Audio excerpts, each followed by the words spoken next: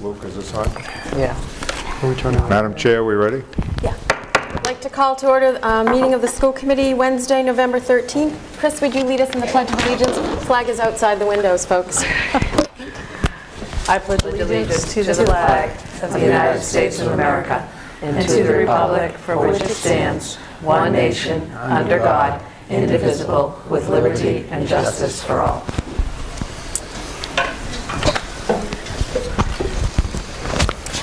Okay, so we are back tonight for an interview with our third candidate for Superintendent of Schools, Dr. Andrew Keough. Dr. Andrew Keough is here, and he's going to come around and greet each of you and then come back and sit down and get hooked up for his interview, okay? And go ahead, Andy.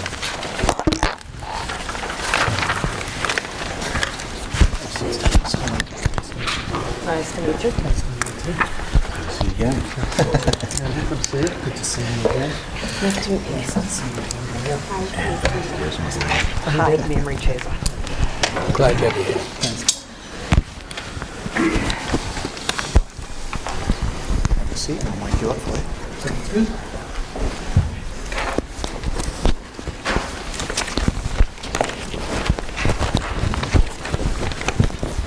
Keough, thank you for coming to Beverly and to learn a little bit more about the Beverly Public Schools and to allow the rest of the committee to learn more about your professional experience and your educational priorities. We have a series of questions to ask you.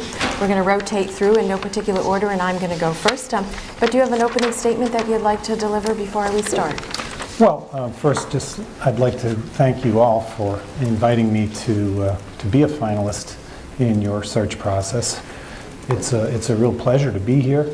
I feel as if I've been stalking Beverly a little bit at this point. I've been kind of all over your town electronically, and it really is a great community and a great school system, and I'm just thrilled to be here today. Well, welcome. So I'll start with the first question. What do you believe to be the top 3 issues facing the Beverly Public Schools? And with this in mind, would you pick a plan of attack for one of those issues? Sure. Well, the top 3 issues, it's kind of tough for me to say what the top 3 are, but certainly I can name 3. One would certainly be challenges with class sizes. I've noticed that that's been a kind of a hot subject in some of the conversations that I've listened to and read about. The middle school project is clearly a top priority. And the question of whether or not that middle school should in fact be a school built for 4 grades or 3. And that obviously drives the space issues at the elementary schools. So I see that as an important concern for Beverly. And then third, probably, but there are so many priorities facing all schools, but I would imagine in the eyes of the residents of Beverly is how do you maintain this great system with limited resources. And you know, sustaining excellence is not easy these days. The financial pressure on every community is great, and so I see that as probably the third challenge that I would list. In terms of addressing them, or one in particular, I guess I would put my emphasis right now, if I were in the role, on the most pressing need, which I think is really establishing that answer to that question for the middle school. And I do have experience with building projects. Some would say, how unfortunate, because it's a challenge. But I actually went through a building project in Hopkinton as an assistant principal when they built their new high school. I took my first principalship in Medfield about 2 years into a 5-year project, and was there for the entire building project in Wellesley, a $110 million high school. So The differences in those experiences for me was that in Wellesley, we really spent a lot of time communicating with the community and with the stakeholders about what this school should be about. So we did a study on the program. What would the program, or what should the program offer? What should it be made up of? So we really analyzed what the school was about and what we wanted this facility to support. That process actually took place right before I got there. So that was unfortunate, but I worked off of that. As we went through discussions about the building, we talked about the program. We always referred back to the program. And I think that discussion probably needs to take place here in Beverly. What is the program? What is it, and what do we want it to be? And in the case of Wellesley, we had a consultant lead those conversations. That group visited schools, sat down with the teachers, surveyed the teachers, surveyed parents, surveyed students, surveyed the community, and had all of that input and used that to make a decision about what the school would look like moving forward. And I think that Beverly is probably poised to do the same thing. Thank you. Ms. Silverstein will ask the next question.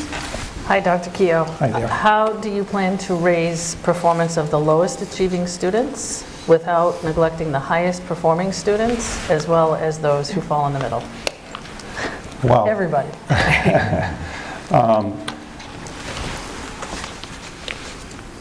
Being a school leader is, believe it or not, it's been a lifelong ambition of mine to be a superintendent. And I often ask myself why, because you're constantly facing questions like that. How can you satisfy all of the different stakeholders? But I do believe it's possible. And I think that in the case of our students who are the lowest achieving, they need tremendous support. And the way that you do that is you assess where they are, you use data to track where they are and how they're progressing. So if you look at the data and you see a kind of a stubborn group of students who are not achieving success or meeting with success for whatever reason, then you have to find ways to work with that population. And in my case, we've had to do that several times in the schools that I've worked in. And basically, we have put in remedial programs that kind of bring the students up to where they should be. But we also work on making the school a more supportive place for those kids. So you can imagine in some systems, students show up at school, they don't feel welcome, they come from poorer backgrounds, they are perhaps from families that are broken, or they do not have as much formal education, and those students feel different. And if they feel different right from the start, you've got a real problem, because it will grow, and by the time they're in high school, they'll feel very detached. So what we try to do in my current system is that we reach out to our kids who we feel are at risk early on. We try to provide the parents with support. We provide them with kind of keys to success, guidance, really. The parenting, we work with the parents ultimately in schools, and oftentimes the parents just don't have that training. So we work with those parents to help those kids to feel more comfortable and to feel like they belong in school. Because one of the things that I learned actually from my doctoral research is that when students don't feel as if they belong, they don't perform as well. And so the first step really is getting them to feel as if it's their system, it's their school, and that they belong and they are valued. And then you can start with the remedial work. And then, again, it relates to the data. You have to look at the data and see where the shortcomings are. Spend time in PLCs, which I see Beverly is really on top of. Spend time looking at that data and then strategizing how you can shore those kids up. And how about the middle level kids and the highest achieving kids? Oh, yes. If you could address that. Exactly, yes. Sorry about that. Well, the middle level kids, I think that the big challenge really for the students in the middle is that they're often forgotten, and they need support just like any other kid. I think what the teachers really need when working with the mid-level students is a lot of training in differentiating instruction. Because in the middle, you really tend to have students who could in fact be placed at the upper levels or at the lower levels, mixed with kids who really should be in the middle. And so you have the broadest spectrum of students typically in the middle. So to support them, you need to really support their teachers. You need to provide those teachers with good strategies for differentiating their instruction so that kids can move at paces that are appropriate for them. With the upper level students, I think we have to constantly challenge them. We have to find ways to get outside the box. And one of the problems I see in education today is that there is tremendous pressure to meet the state's expectations and the federal mandates, and that's kind of squeezing out the opportunity for spontaneity or innovation, which I think is really unfortunate because our upper level students are really thirsting for those challenges and opportunities to try new things or to get outside the classroom and put their minds to work. All students really need that. But those are some things that I would try to do. Thank you. Thank you. Anne-Marie has our next question. Can you tell me, what have you done in your current or former role to support teachers in the classroom, and what would you do to support them as a superintendent? Well, ultimately, a superintendent is only as successful as his or her team. So the teachers are the folks on the ground who are with those kids day in and day out. And the things that I do to support them is I try to provide that constant opportunity to reflect. I try to respect their time. Teachers will always, if you ask any group of teachers what they need most, it's time. So some things that I've done to try and find time within my own system is to relieve teachers from duties where possible. For example, when I arrived to Wellesley High School, we had 5 to 6 teachers on duty at lunch, and they ran in half-hour cycles. So that was 15 teachers every day supervising lunch. Now, there was some positive coming from that, where they were having opportunity to converse with kids and maybe each other, but the teachers really desperately wanted that time for developing their lessons or communicating more formally with their colleagues. So what we did was we hired an additional student supervisor and started to put our student supervisors and, frankly, some of our administrators or administrative support staff in the cafeteria to alleviate some of that pressure on teachers so that they'd have more time. So that's one way that we've supported them.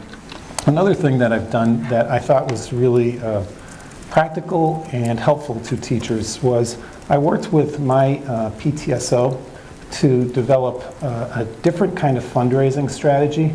They had been fundraising through wrapping paper sales when I first arrived in Wellesley, and it's kind of the standard thing, and they'd raise a certain amount of money every year. And with a few parents, we talked about another possibility, and that was to simply say to people, these are some things that we'd really like to be able to do, but we never can seem to get it in the budget. And we know these things will benefit children.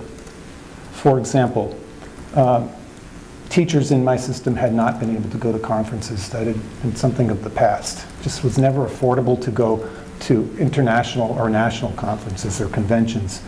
And yet, so much good happens there. So I've been to the Association of Schools Curriculum and Development, ASCD, Supervision and Curriculum and Development, ASCD conferences all over the country. And you gain such an advantage in terms of ideas and exposure to different ways of thinking. And our teachers hadn't had opportunities for for that kind of learning in quite a while in Wellesley. So working with this parent organization, our PTSO, we started to say to the parents, would you be willing to contribute to a fund that would allow teachers to do these kinds of things? And to our surprise, we raised quite a bit of money And that we've been doing that under the auspices of, it was maintaining the excellence, and then it became, or sustaining the excellence, and then it became kind of how do we continue the excellence. And parents have come forward, the community's come forward and supported these things, and this has allowed me to send teachers to excellent learning experiences that they wouldn't have had in the past. So those are some examples. That's great, thank you. Sure. Mr. Kavanaugh, you have our next question. Communication is critical in a school district the size of Beverly. How would you ensure board members, principals, and senior leadership are kept informed of district initiatives, needs, and priorities? Well, I think that one of the things that Beverly has really done very well is establish a strategic plan which outlines the goals for the district. So people know what the big initiatives are, or they should.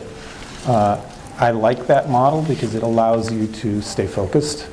But I think in terms of communication, the school committee has to be informed regularly what's happening in the schools. There can't be surprises. And so I think the way that I would maintain that communication with the school committee would probably be through the chairperson. So regular conversations with the chair, in person if at all possible, so that there's no uncertainty about what we're saying. I find that email, electronic communication, sometimes things get lost and in translation. So I think personal communication with the chair on a regular basis, but then again with other members as need be as well. I also, in terms of my staff and the system, I think the communication would have to be probably a weekly communication through some type of bulletin. In my school we use a Friday bulletin.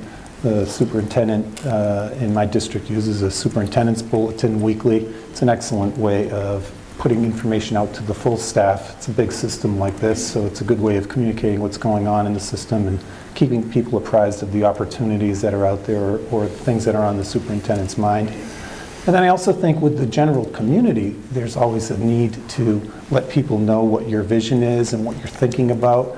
One of the things that I've done in Wellesley is set up parent coffees. They don't take me a lot of time, but I meet with people monthly and open my doors, basically. We run some in the morning and some at night so people can make those meetings. And the intent of it is really just to let them know what's on my mind. What kinds of things am I working on? And it was something that came to me quite a few years ago when I realized that when people don't know what's happening, they're suspicious. It's just our nature. We start to wonder what's up over there. I haven't heard anything, and we become suspicious. So I think it's really important to give people those opportunities to hear straight from you what's on your mind, give them a chance to ask questions if they need to, and most importantly, it's an opportunity to kind of dispel myths, because there are what I call soccer field myths out there, and people think they know the facts and they're way off. It's kind of like the telephone game. It started out as this, but down here it becomes something completely different. So those are my opportunity to set the record straight. But now I'm also starting to use Twitter to kind of put messages out on what's happening. I can do that quickly, obviously, with my phone. I can send pictures of events that I might be at, communicate messages quickly. So those who don't want to follow Twitter, it's okay because it's actually on the web page.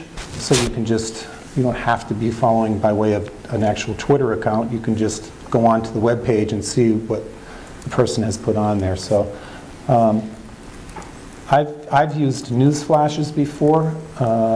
We use a school messenger account in Wellesley, which I know is expensive, and I'm not sure if you're using something like that here. Connected. Yes. School messenger is an excellent way to communicate, let people know what's happening. But really, at the end of the day, being the school leader is really about communication. It's about communication, and it's about relationships.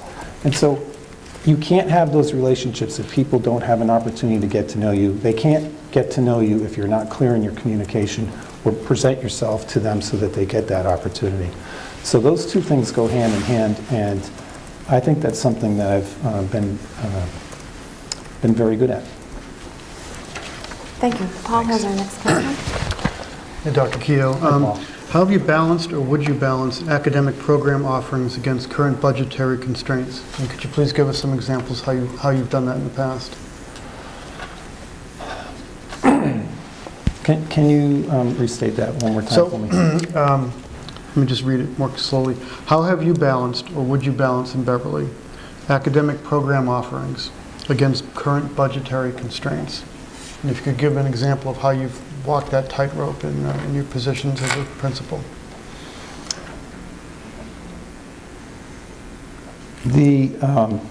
Well, it seems every year we're asked to cut what we've asked for. And so every year I'm in that position where I've put forth in my budget those things that I really think are necessary.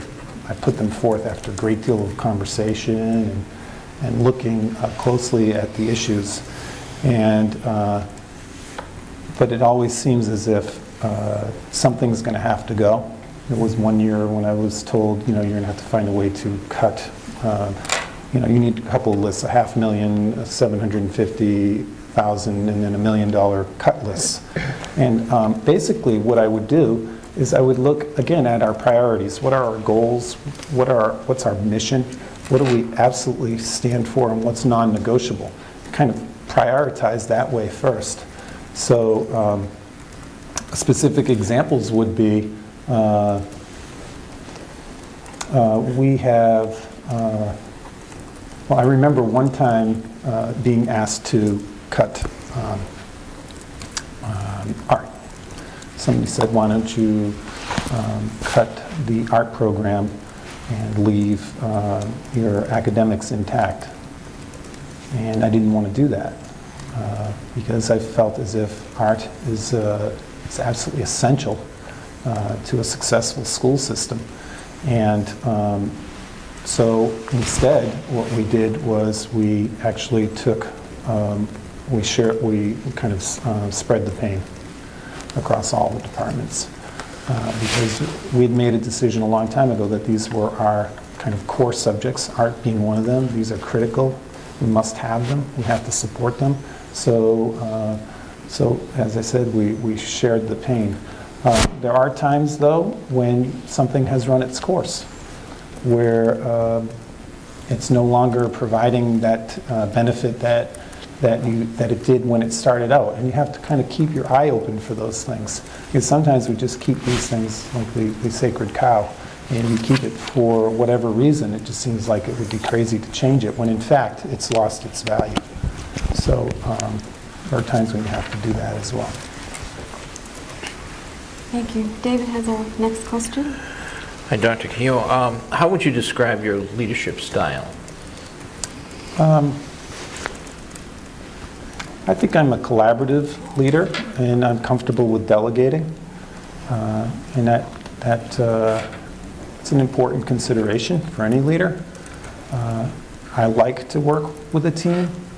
I prefer to have team members working with me, but I can't do everything. I know that now. I used to try. It's not possible. So you do have to trust the people around you, your leadership team, to do their work, and I do. When I first started as a principal, I noticed that everyone was bringing their problems to me, and this was 10 years ago. I tried to solve everybody's problems, and then I realized I can't. So I began to ask people to stop bringing me their problems, but rather bringing me the solutions to their problems. And that was a complete paradigm shift for the leadership team in my school. They weren't used to that. But that's exactly what I need my team members to do, is to bring me the solutions. They're quite capable people. I have read a lot of, as I said, material from your website and watched video, and I'm convinced that you have strong leadership here in the system. Excellent leaders who are quite capable, and they need to be trusted to lead. So I would consider myself collaborative and a strong delegator. I'd also say that I am someone who is decisive. I'm not afraid to make decisions, and that is a big consideration in this work. You have to be able to make decisions. A system can be paralyzed by individuals who won't kind of pull a trigger, make a decision. I don't do it on a whim. I always spend a lot of time thinking things through, making sure that I've considered all the possibilities, but I'm not afraid to make a decision. Thank you. Paul has the next question. Yeah, me again. I'd like to ask about technology for a minute. So we think that technology is a critical tool to support student learning, but as such, there's an increasing need to bring families up to speed with technology. I was wondering if you could tell us how you will address this issue in your new role as superintendent. Well, I have to say I am really impressed with what you've done with technology here and the one-to-one initiative especially. And I'm curious. I'd like to know more actually in Beverly how you are doing that. But I think that, I mean, it's a great question. I think basically you need to find ways to give families and parents especially access if they don't have it. So if there are families that can't afford the technology, see if there are grants available or methods that other communities have used to get those folks online. In my case, in Wellesley, we are a METCO community, so we have students from Boston who do not always have access to technology, and what we've done is try to identify those students and those families and let them know exactly how important the tool is to their child's success. Again, this is what I mentioned before about the underachieving students. People have to know what they're missing. I remember, for example, attending a meeting and explaining to the parents about different levels. For example, honors. In Wellesley, it's honors, ACP, which is advanced college prep, and CP, which is college prep. And we had a large percentage of our students, our African American students, in our CP level courses. And when I asked the parents if they had any theories as to why, many of them said, what's the problem? College is what I want my kids to do. It's college prep, right? And they didn't know that, again, that soccer field communication, that everyone else was actually striving to have their kids in the ACP or the advanced or the honors courses. So a lot of times it's about communicating that. So if people are not using the technology and do not have the access to technology, we have to provide them with those opportunities to see how it works. And I think maybe to bring it to them, to if you can establish who's having trouble with it, who doesn't seem to be buying into it, bring training to them somehow so that they can experience it. For example, in Wellesley, in one of the, there was a housing project that I know that they brought technology to that place. So they brought computers to their common room so that kids could access those computers and could get online, and they explained to the parents why it was so important, and I think it made a difference. So I would think that to bring it to people who are not familiar with it would be the best place to start. Good. Thank you. Mayor Scanlon has our next question. Assume a student comes to you saying, I'm being discriminated against by a teacher. Tell us how you would take it from there. Well, that happens a lot, Bill. Kids bring things to us and say, this is what's happening, and at first glance it sounds like, wow, I mean, that's really serious. I also have learned a long time ago that you need to get all the facts. And so what I would ask the child to do is to give me everything that they have as far as information related to it, and then make a determination as to whether or not I need to dig into it further personally, or whether it would be one of my administrators. I mean, I think one of the things that's difficult for a principal is when somebody brings an issue to the superintendent, and the superintendent takes it on as his or her own, when in fact it really should be dealt with at the building level. I mean, they're closer to the problem, and so my guess is that I would probably send it back to the building level and ask them to investigate it, and I'd expect them to let me know what happened, but I would definitely want it investigated thoroughly, because I know that Beverly, much like my own system, would not tolerate that. It's unacceptable. And as I say to my students, to my teachers, to my parents, it's non-negotiable. That's not up for discussion. It is unacceptable. Thank you. Chris, you have the next question. So give us an example of an unpopular decision that you've made, and how did you proceed with the decision, and what factors did you consider, and what were the results? Well, I would have to say the most recent unpopular decision was probably related to advisory. In our school, we did not have an advisory program or a homeroom. We were certainly feeling the pressure from the NEASC to put in an advisory program, but I actually had my own internal reasons for wanting it, which is, again, speaking to that sense of belonging. And I'm convinced that we have a lot of kids who are unhappy in schools because they're feeling disconnected, and the stakes have gotten so high in terms of academics that kids are now telling us that they're afraid to tell their teacher if there's a problem, or they're afraid to tell their counselor because they're afraid it might influence the counselor's letter of support, or it might impact their grade. And I know that seems extreme to us, but I really believe that kids are actually thinking that. So the advisory program was important to me because it gave them an opportunity to connect with adults who would not be grading them. There's not a grade assigned in our advisory program. And it was not popular with the faculty because they didn't really know exactly why we were doing it. This again speaks to that communication piece. It's so important, and it took us so long to communicate over and over why we wanted to do this. Why was it worthwhile? If I just said to the faculty, we need to do it in order to remain accredited, it would be doomed to fail. But if I could convince the faculty that it's in the best interest of the kids, then it'll be better for us as a school.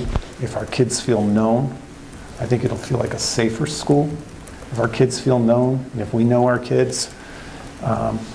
And so initially it was unpopular. What we did to try and make it a little less unpopular was we actually brought in a gentleman who had been running advisories for over 10 years to speak to the faculty, and he actually Skyped with students and teachers from his school up in Maine with my faculty at a faculty meeting, and they could ask all their questions. And then we went back to a full faculty meeting and talked about, do we want it once a week, do we want it every day? And I empowered them a little bit to make that decision, and we ended up going with a model that's once a day. And it's worked out really well. The feedback, we did survey the faculty and the students along the way. It was part of the agreement that we made with the faculty that we would assess everyone along the way. And we have, and I think it's worked really well. It's a 2-year pilot, so we're in year 2. And I'm confident that the faculty is going to say they want to keep it. So it started out as very unpopular, but we had to kind of let it run its course and make sure that we're communicating the rationale for it. Thank you. Bill, back to you. In your role as superintendent, how would you be an advocate for public education? I absolutely love that question because I think that is something that's been bothering me most of my career, especially as a school committee member, but it's always bothered me. I feel like public education is an absolute must. Greater minds than ours determined long ago and built it into our Constitution that public education was critical to maintaining kind of a civil society. And that means it's in the best interest of the entire public, not just the parents. And so I would continually repeat that message, that the schools don't just benefit the people with children. They benefit our entire society. If we do not have an educated population, we're going to have trouble in this country. And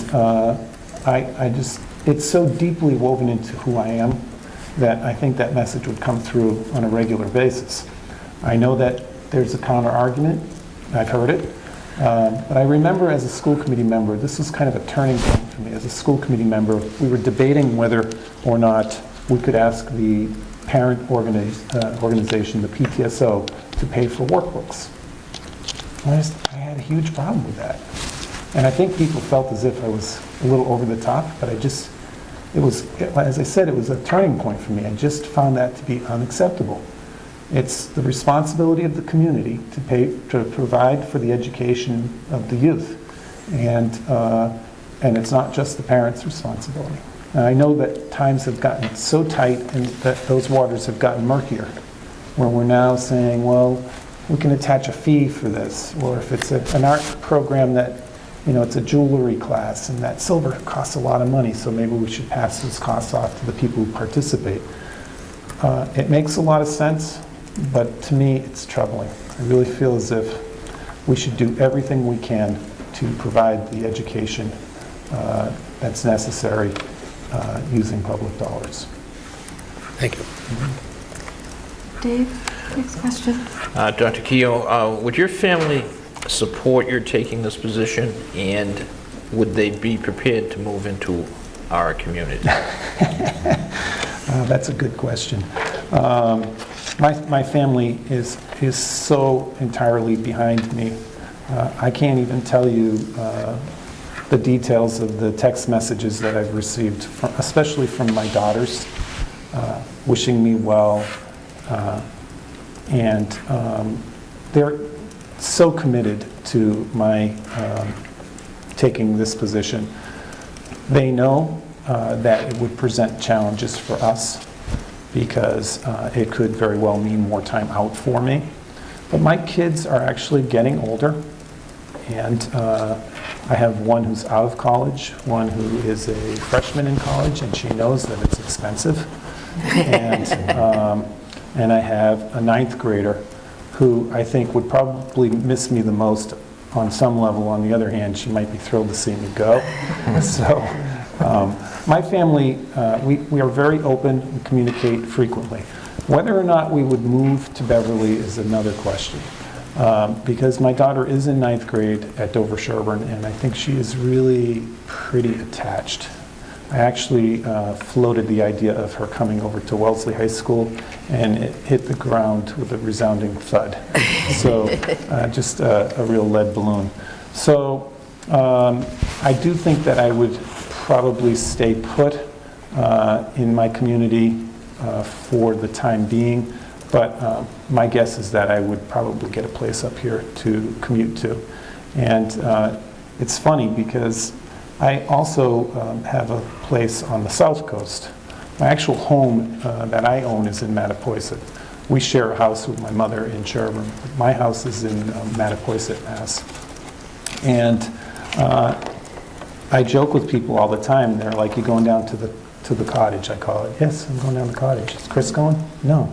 "Oh, that must be tough for her, huh?" I said, "No, the funny thing is she's always happy when I go down to Mattapoisett. I don't get it." So I don't think that, I think we're at a place in our lives where she's quite content with who she is and her lifestyle, and I'm content with mine. And this is really a perfect time for me to kind of jump into something like this. I can give it the time, I can give it the energy. I still have 10 years left in education, and I'm motivated. I'm very motivated. So I do think I would probably stay put, but I think you'd see a lot of me. And as far as, the question of visibility comes up a lot. Being visible, there's a big difference. I was thinking about this week. There's a big difference between being visible and actually connecting with people. And you can just show up at events and be almost like a ghost. You just kind of walk through and nobody knows who you are, and you could say, well, I went to this, this, this, and this. That's not how I operate. I actually make great effort to, and it's hard, it's awkward, to say hello to people, to start conversation, to get to know them, to let them get to know me. I do bring my kids, my daughter, I bring her to events, and people see me in my family role too, and I think that's really important. I think people need to know that the superintendent or the principal or the leader is somebody who's, at the end of the day, just like them. Thank you. Our next question is from Ms. Chesa. Hi. Can you tell us about your supervisory experience of new and experienced teachers, and then the same for administrators? Of new and experienced? Yes. Sure. There are over 200 staff members in my school. Every year we have to hire somewhere between 5 and 15 new people. And if you include teaching assistants and other staff, it can exceed that. So I have a lot of experience hiring, and I've come to a new place in my thinking on hiring, and that is this. I now believe that when you're hiring people, it does matter what their background is. It does matter what their education is and their knowledge of the subject or field that they'll be working in, whether it's administration or teaching. But at the end of the day, the one thing that keeps people motivated in this profession is love of kids and commitment to society. And if they don't have that, they're not going to be able to sustain it, because it's a grind. It's hard work. But if they do it ultimately for the kids and for society, if they're idealistic like me, and they still think they can make a difference, they will fight to the end to do a good job. So that's what drives my thinking whenever I'm hiring, whether it's teachers, administrators, support staff, that their hearts are in it for the right reasons. I couldn't tell you how many people I've hired, but when we do hire teachers in my school, we ask the candidates, we have a team of people who pick from a pool who will be interviewed, and then we ask the candidates who we're considering to teach a lesson. And not every place does that, but we definitely do. And it makes a difference. And it's hard, but it's become so commonplace in our school, the kids have come to expect it. And you can get great feedback from the kids. What do you think? How did it go? And I think we make informed decisions that way. As far as administrators go, it's usually a grueling process, much like this. Lots of intensive questioning.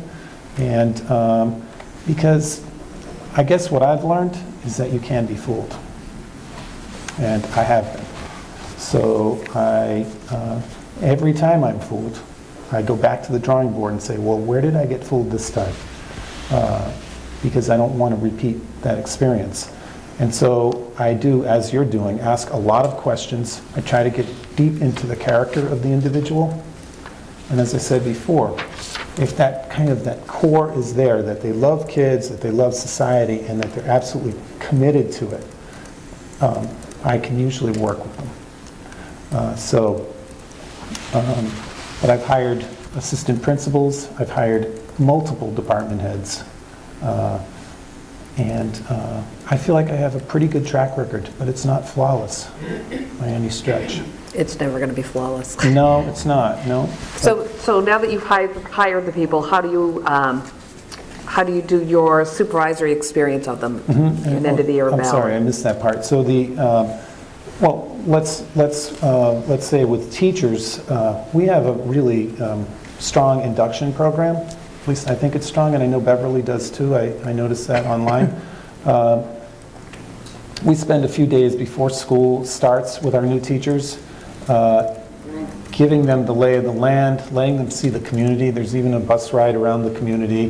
They have a time with the central office staff. They get a view of the strategic plan for the district. They have a luncheon with the Rotary, and then come back to the building. There's introduction to technology in their classroom and all their supplies. It's really whirlwind. But we also spend time, I spend time with every new teacher in those 2 days explaining what we're about.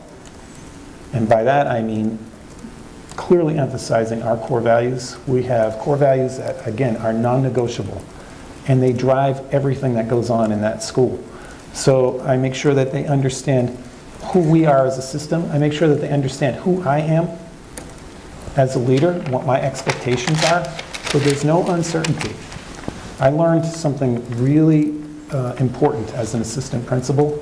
Don't leave people guessing. Be clear in what your expectations are. And with students, I believe that if you tell them exactly what your expectations are, even if they're high, they'll rise to meet them. They will do that. And I believe the same holds true with other teachers and administrators. So I tried to be really clear in those first 2 days and let them know what we're about. And then we have regular monthly new teacher meetings for the induction. Whereas with administrators, I have standing meetings set with all of my administrators, but I double up on those with my new administrators. And I try to have an assistant work with them as well so that they get kind of double team mentoring. Sometimes it depends. I mean, we've hired people who were already very experienced and they don't need a lot of hand-holding. And then there are others who are brand new and they need to be walked through the entire process. So, but what's really critical is that we do not leave teachers or administrators dangling in the wind. The old days of sink or swim, they're gone in my book. It doesn't work.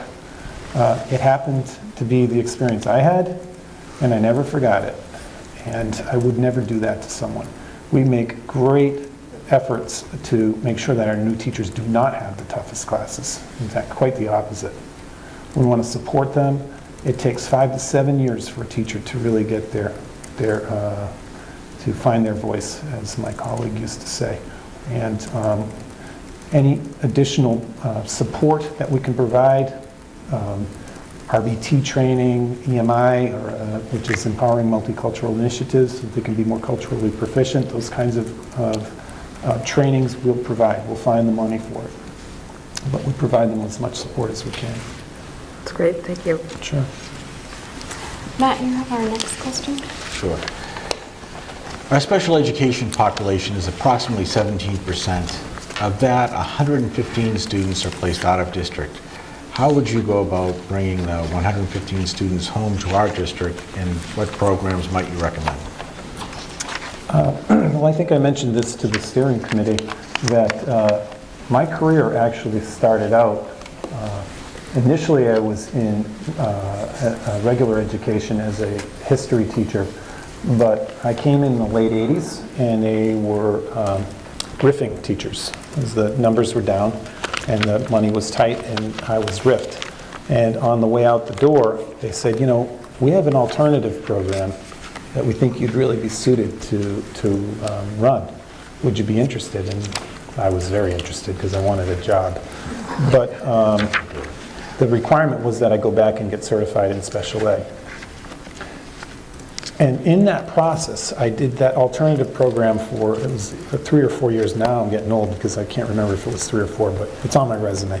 And I did that alternative program, and then I went into a pre-vocational program where we actually brought students who with much more significant cognitive disabilities back into the high school, and obviously at a considerable savings to the district. This was in the mid-90s. Not everyone was doing that. That was in Milford, but they knew they had to find ways to save money. What was really cool about it was that we created a really successful program. It was a food service program. It was a pre-vocational program where the kids had the opportunities to run this restaurant for teachers. And they did all the shopping, they did the budgeting, they learned about personal finance, obviously hygiene, keeping the place clean. And an amazing thing happened in that process. And this was at Milford High School, and it's still there. It's called the Scarlet Bistro. At least it was a few years ago.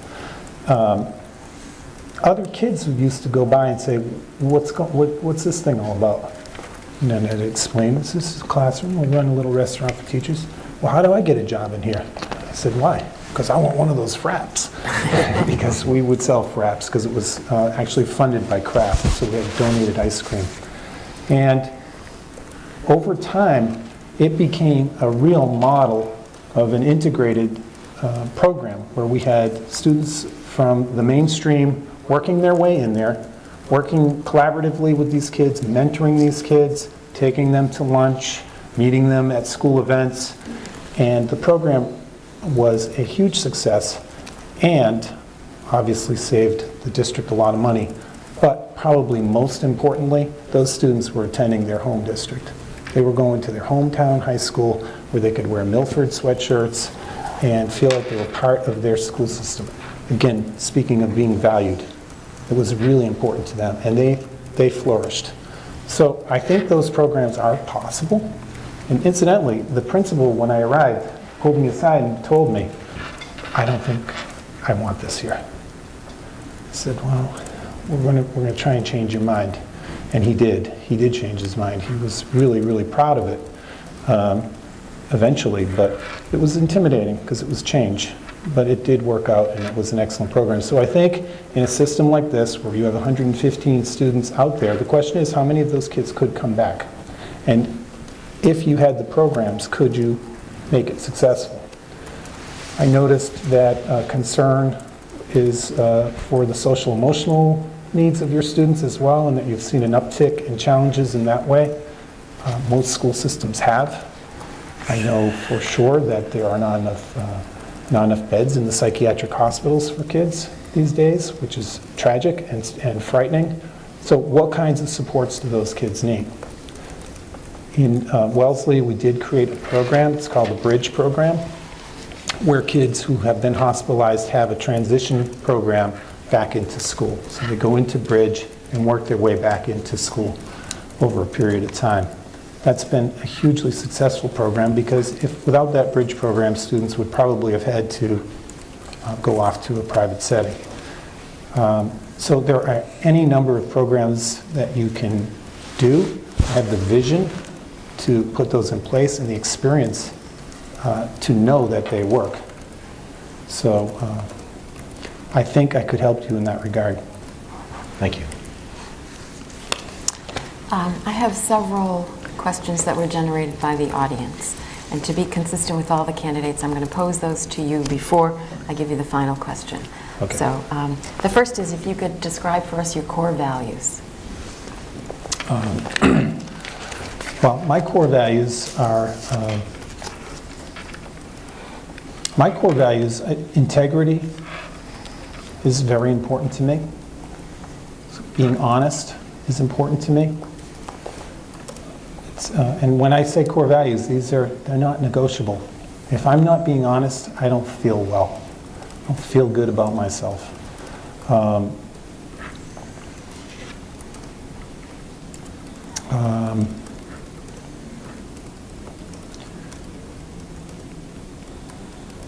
I think that I am idealistic, and I still believe in those old-fashioned things like community and family.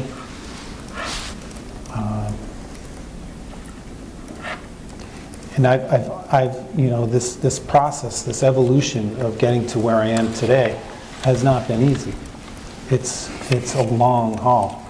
I take a lot of pride, for example, in my doctoral degree. And there's a great story behind it, and I'll make it quick, but my degree is from Boston College. Boston College is a place I really wanted to go to undergrad. My whole family went there. They went to BC High and they went to Boston College, and I did not get in. And so going back for my doctorate was sweet revenge. And so but my family was with me that whole time, and it was not easy. I was in the midst of my doctoral program in my first year as principal of Medfield High School, a really highly scrutinized position, much like Wellesley High School. It was not easy. My family was with me all the way. So these kinds of things have, over time, solidified and are just absolutely essential for me. Thank you. You touched on your emphasis in the arts, but I just want to pose you this question. As superintendent, do you see a way to increase the arts in the elementary and middle school curriculum? Well, I unfortunately don't have enough of an understanding to know exactly what your model looks like right now, but I think it's essential that we place great emphasis on it. And if you have done any research on me, you'll see an article in the Wellesley Townsman where they asked me how I felt about Wellesley High School being ranked number 7 in U.S. News and World Report. And I said, well, it's flattering. How can you not be flattered when a national magazine ranks you at number 7?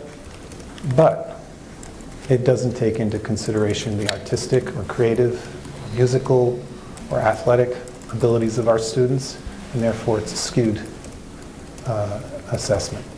So I think that they are absolutely essential. We want to talk about a creative population in the 21st century, problem solvers. Much of that comes through that kind of learning. There's nothing like watching a music teacher teach 70 kids at the same time. It's incredible. I don't know how they do it. I go in for just an infusion of positive vibes, because to watch teachers do that is nothing short of amazing. And I think that incredible growth takes place in those programs. So I would do everything I could to advocate for it. I would do everything I could to provide the time. Of course, there's that. It's always up against the pressures to achieve in academics. So balance would be really important. I'm not sure I answered that fully. No, that's great. Thank you. As leader of the district, what is your vision for the role of co- and extracurricular activities for students? Again, equally important. Our students are not machines. They need to grow socially and emotionally. They need opportunities to physically challenge themselves. They need opportunities to get out of the traditional classroom. And to that end, I've gone to great lengths, actually, in Wellesley to develop programs that not only provide more co-curricular opportunities, but provide co-curricular opportunities to those students that we were talking about, the underachieving students who often get forgotten, or the mid-level kids who get forgotten. We had, when I arrived at Wellesley, the standard clubs. Here are our clubs, and here are our athletic opportunities, and there are lots of them, but there were a lot of kids who weren't participating. So a parent once asked me how I could do something about that, and I did get support from that parent, financial support, to start a program called the Enrichment and Recreation Program. And basically it is a number of clubs or activities that kids can get involved with that are not your traditional clubs. For example, one is fly fishing. We have a teacher who's passionate about fly fishing, and he taught the kids how to tie flies and how to go fly fishing.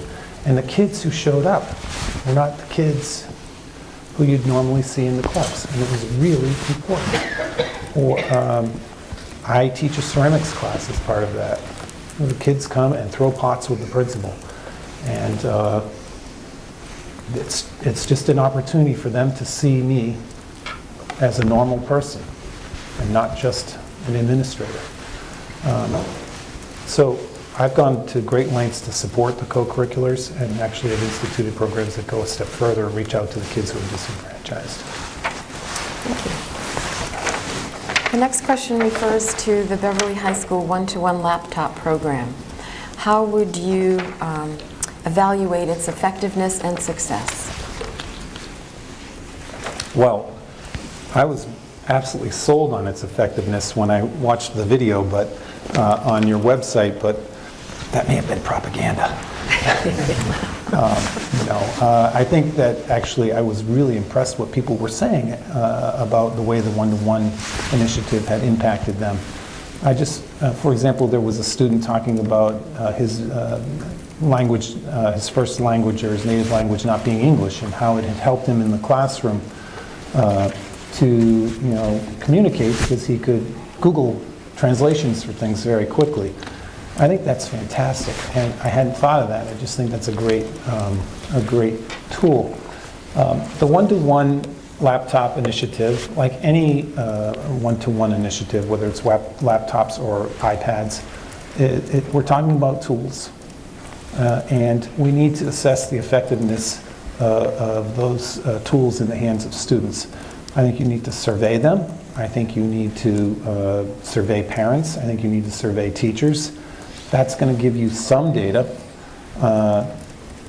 If there are ways to assess whether or not, for example, students are more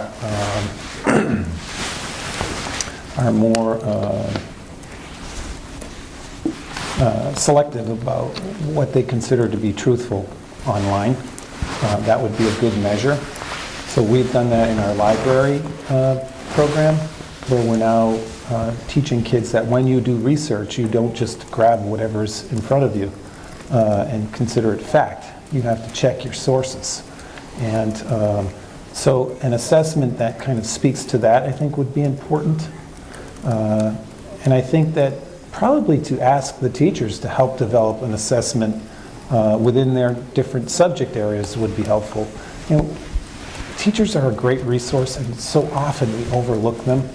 They're a great resource. They know whether it's effective or not. They can tell you. And so I think within each department you could develop an assessment, or at least assessment questions that could go into that kind of process that I think would help you to see whether or not it's been effective. Thank you. What programs and activities do you feel contributed to Beverly's success, and how would you build on that success?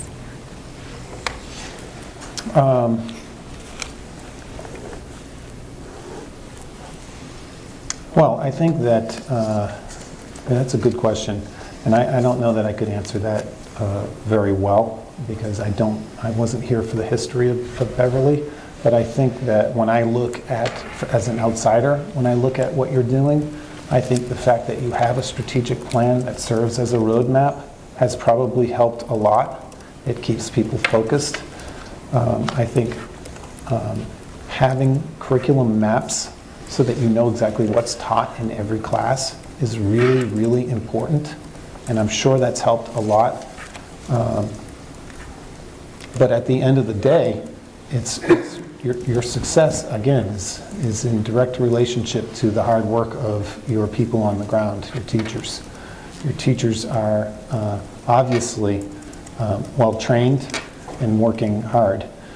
I had an opportunity to visit Finland last October and tour some of their schools. The whole Finland success, and why is Finland so successful, and why are their kids achieving at such high levels. One of the things that was really clear to me was that they invest a great deal of time and energy into their teachers. They spend a lot of time supporting them, mentoring them, and making sure that they have the tools that they need to be successful. Beverly's success suggests to me that this is a community that's made that investment, that's provided the professional development to its teachers.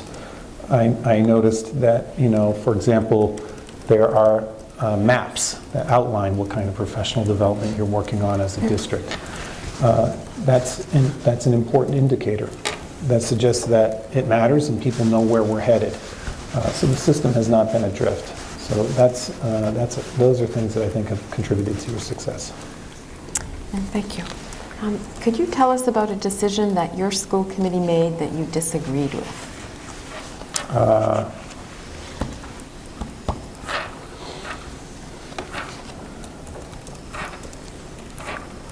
Yeah,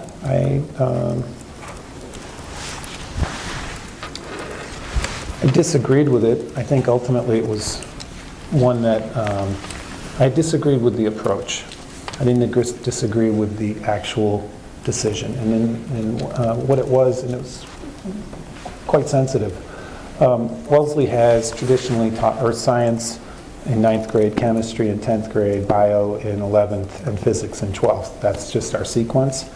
And when you look at our MCAS results, you'll see that they don't, we have great MCAS results in math and English, but not so great in science. And that's because our students take the chemistry test, which is considered the more difficult of the MCAS tests. And so when I came to Wellesley, I suggested that we should start talking about changing our sequence. And I got a lot of pushback from the teachers and from the people who I really respected on this, who felt like the sequence was appropriate. Last year, the decision was made quickly that, no, we're changing it, and we're changing it in 1 year. And that meant that teachers had to find other positions. And although I agreed with the idea in principle, because I had been the one who had suggested it originally, I felt like it should have been rolled out over a 2-year period. So the happy medium, by the way, was that we ended up piloting it this year in 4 sections of our earth science. So 4 sections of our earth science students in 9th grade are now taking physics in 9th grade, and that's gone really, really well. So what I initially disagreed with, I feel has worked out fine. Thank you. If you were hired as our superintendent, describe how the Beverly Public Schools will look 5 years from today. Well, I think that schools do reflect the leadership. So I think that you would hopefully see a system that is thriving. So hopefully morale would be good and up. Hopefully new initiatives would be supported and encouraged. Hopefully your teachers would feel valued. That might be the biggest challenge of all, because I think teachers today are feeling tremendous pressure to standardize and they're being assessed based on the effectiveness of, the success of their students on standardized tests. I think that makes teachers very anxious. So if I'm really successful, the teachers will feel valued, and as I said, morale would be up. I think that the facilities would be in good shape, and there would be a middle school, and the middle school would be functioning well, and people would be content with the number of grades in that middle school. I would hope that you'd see or feel an atmosphere of positivity, that people are now attracted to come to Beverly and or come back to Beverly if they've chosen to go to outside private schools. That concludes our questions. Thank you for spending time with us and discussing your professional experiences and your educational leadership. We appreciate your being here. If you have anything you'd like to add or a closing statement, now would be the time. Well, thank you very much for inviting me tonight. Again, it's a real honor to be here. You have a very strong school system. You've had excellent leadership. That much is clear to me. And you have a great deal of pride in this community and the schools. I noticed on the Endicott survey that came up in every level, pride. In fact, there were 4 categories that I thought jumped out at me: the teaching, the academics, or the learning, the pride, and the community. Those 4 categories jumped out at me, and I felt great about that. That's attractive to me. I'd like to work in a system where people feel that way about their school system, because I feel as if I will be able to be successful. Nobody wants to go to work in a position where they can't be successful. I believe I could be successful in a system that values those things. So I do hope that this is a match for us, and I look forward to hearing more. Thank you. Thank you. Thank you. Thank you. Thank you.